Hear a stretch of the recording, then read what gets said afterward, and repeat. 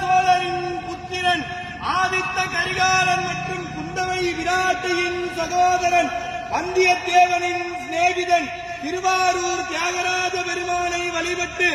அபயகுலசேகரன் எனும் பெயர் பெற்றவர். தெற்கே இலங்கை வரை சோழர்கள் நிலையாக விரிவு செய்தவர். தெய்வீகமான சொல்லாற்றும் நீதிமானாக இருந்து அருள்மொழிவர்மன் சேர சோழ பாண்டிய நிலைகளை ஆட்சி செய்த மும்முடி சோழன், கலங்கர் கோட்டையை வென்ற கலங்கர சோழன், கோயில்களை கட்டிய திருக்கோயில் சோழன், மக்கள் நலன் நியாயம் காட்டிய மண்மணி சோழன், தஞ்சையை ஆண்ட தஞ்சை வல்லவன், சிவபக்தியில் சிறந்த சிவபாத சேகரன், திருமுறை கண்ட சோழன், மகா கலைஞன், மாநகர் அரசன், கடல் வீரன், சோழ வம்சத்தின் மிகச்சிறந்த ஆளுமை கொண்ட